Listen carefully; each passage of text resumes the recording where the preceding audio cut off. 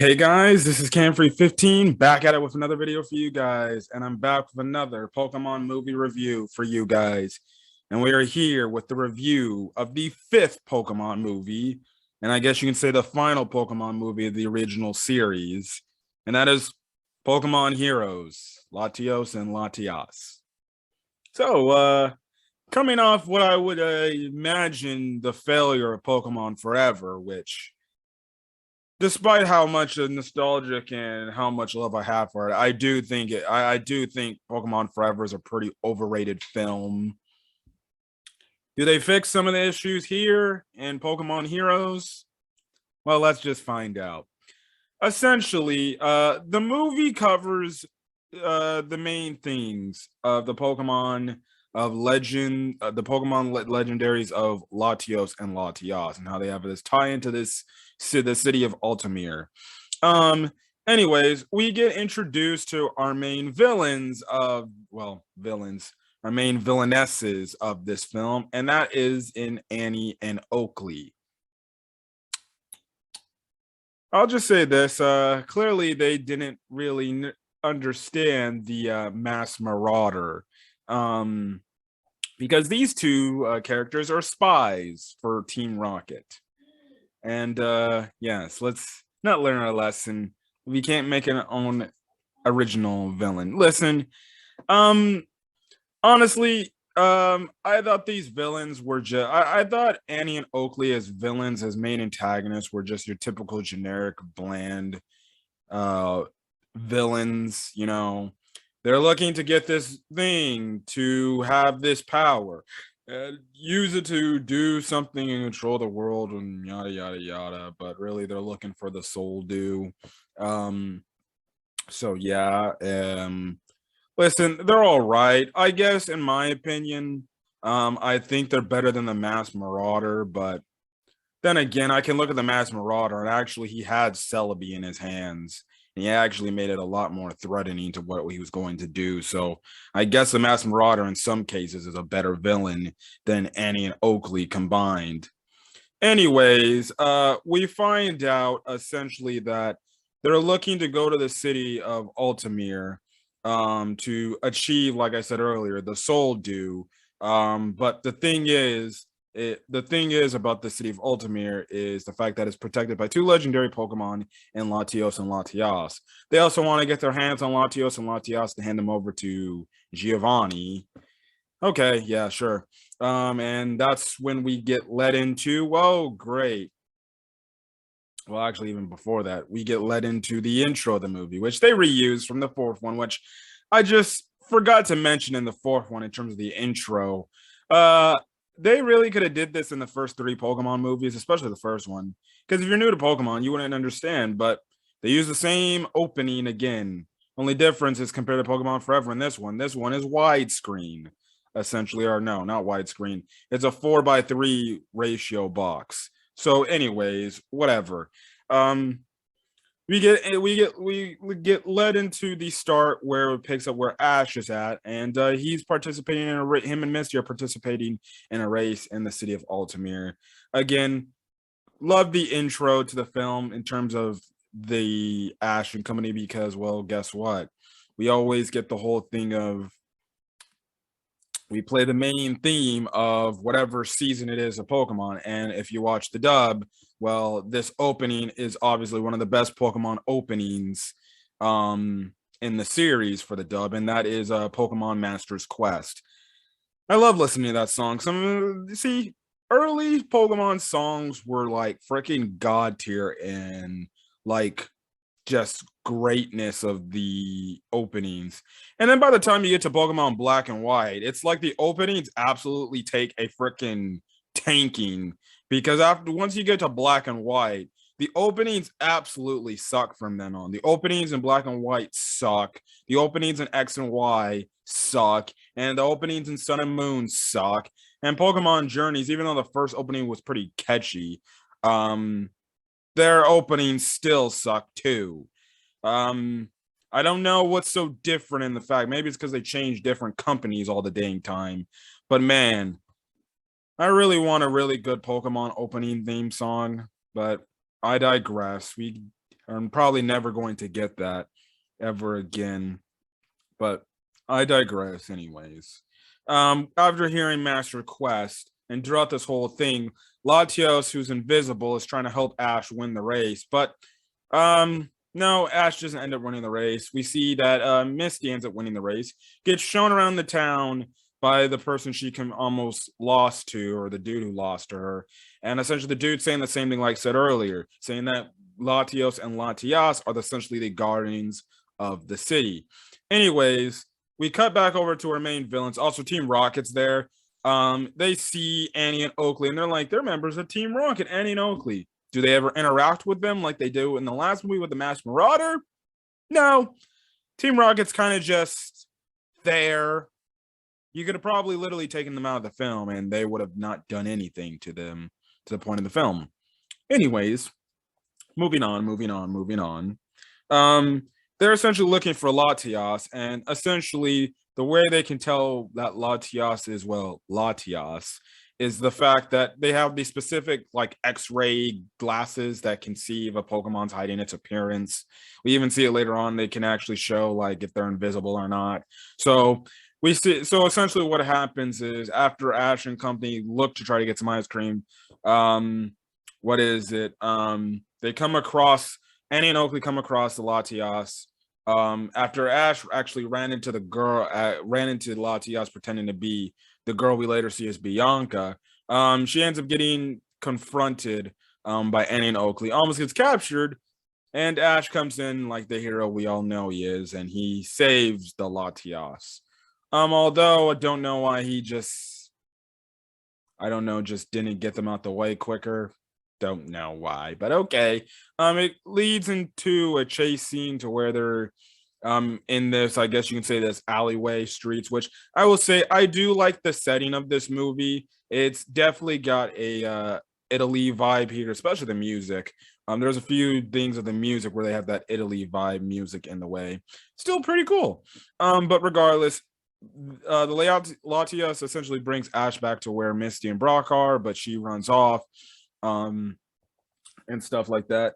Essentially, Misty, Ash, and Brock all go to the museum, who they later meet by the name of, I think his name is Lawrence or something like that.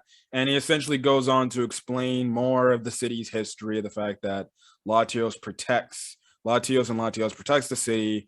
But also too, we have this also other MacGuffin in this film called the DMA, which is the defense system for this city.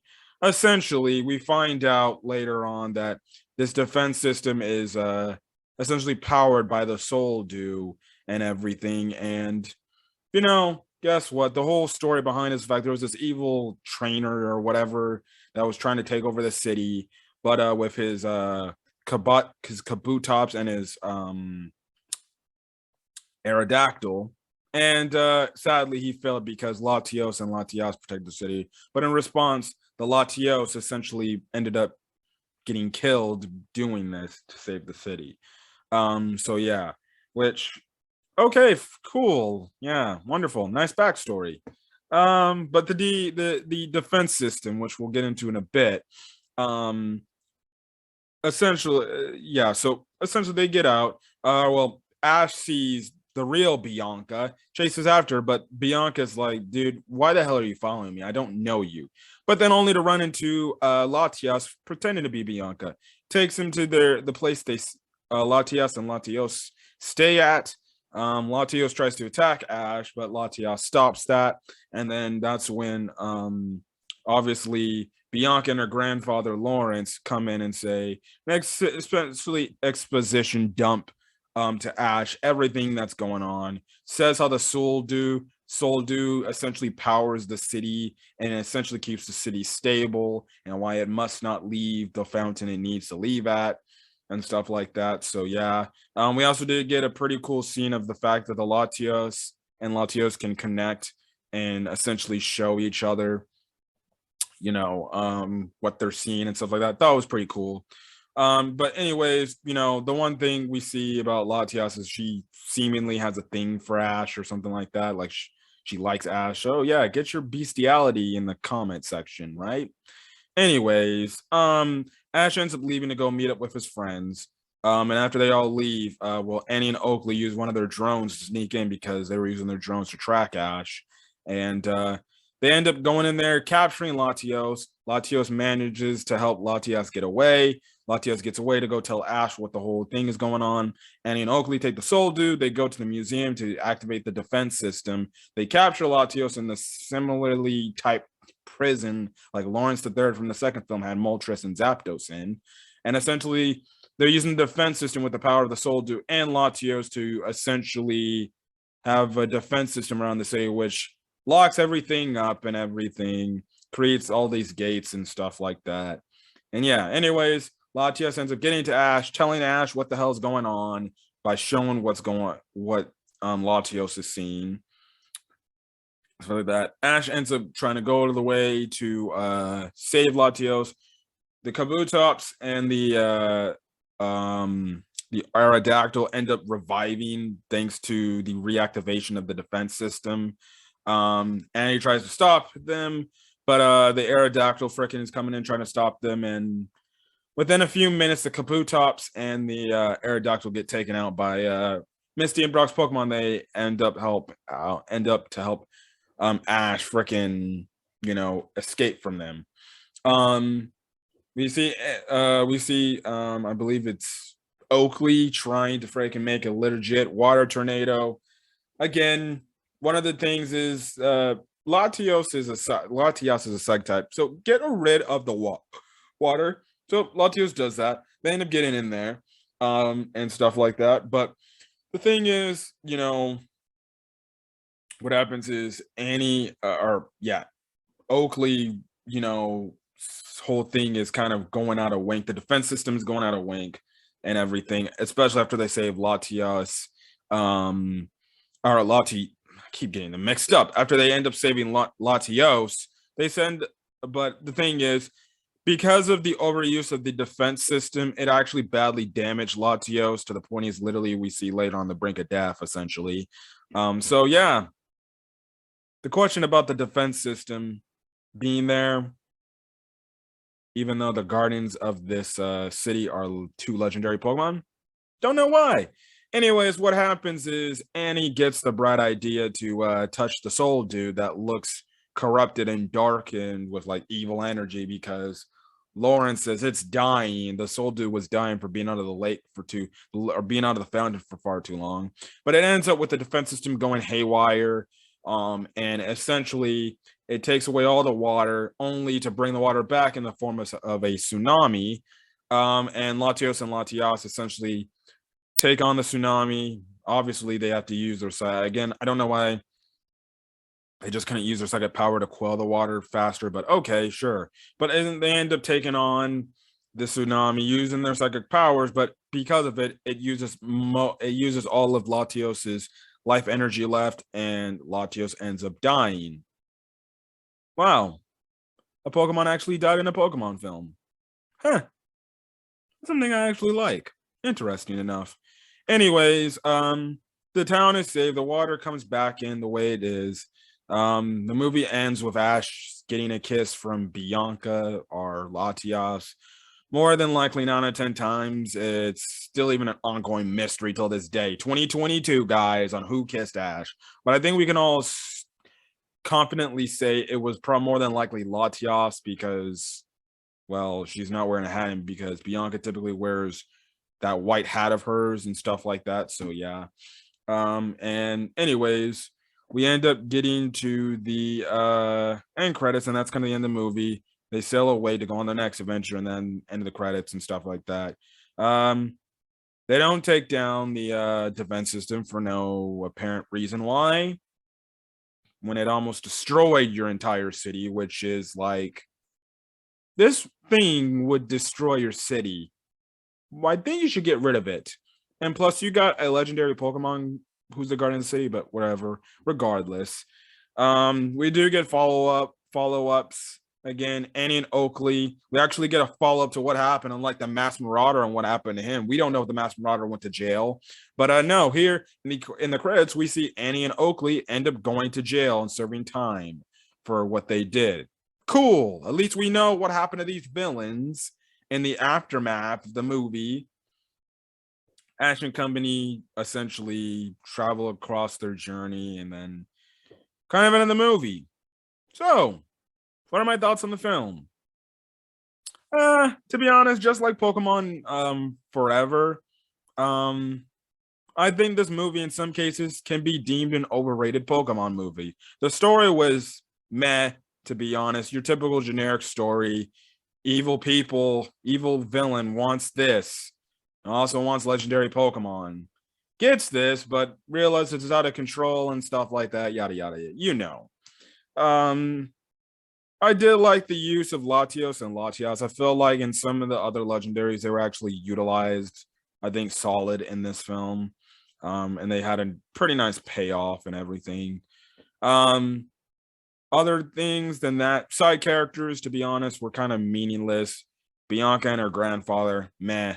They were all right, but they weren't anything special. Brock and Misty didn't feel anything special in this film either. So much for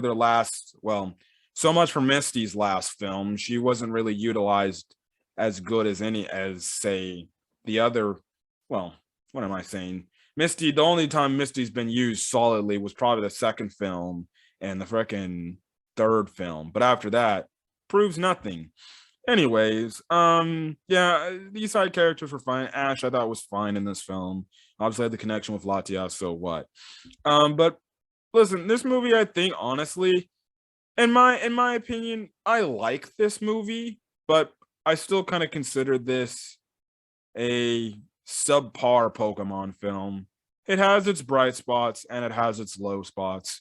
But overall, I would say it's a middle in the pack film. It's not bad, nor is it good either or great. I think it fits in the type of thing with like for Pokemon Forever, the standpoint. You can say it's seemingly overrated and it just gets a lot of hype just because the name and stuff alone. And it's just one of those iconic films, if you remember from your childhood, that you probably ended up liking. But then when you do a rewatch, you probably see, oh crap, this movie's got some issues here. And stuff like that. But you still understand, you watch it, you still get an enjoyable watch because it's so nostalgia for you. So that's kind of a feel about it. I'm kind of meh. I think it's okay for what it is, and stuff like that. But do I think it's as bad as Pokemon Forever? Hell no. I'll take this movie over Pokemon Forever 10 times over, if I'm being honest, and stuff like that. So yeah. But anyways, that's all I gotta say about Pokemon Forever. Pokemon Heroes. Anyways, if you guys like the video, leave a like, put in the comment section your thoughts on Pokemon Heroes. Did you like it? Did you not like it? Any other things you want to say about it? I don't care. As well as put in the comment, or as well as hit the subscribe button. You want to get more of my Pokemon movie review content, as well as anything else I upload to the channel. Anyways, next week we'll be back with the next Pokemon movie, and that is Pokemon, the movie Jirachi the Wishmaker, which ends up getting into Gen 3 content, and we have a new cast of characters as well, in terms of May and Max. And the next phase of Pokemon movies consists of 4 movies. So, yes. Next time we'll be doing the Hoenn movies, covering Gen 3, about Jirachi and the Wishmaker. Oh, great. I don't know if I can be able to watch that movie again. Anyways, I'm gonna get out of here. Hopefully, you guys have a great rest of your day whenever you're checking out this video. Until then, guys, stay safe out there. Peace.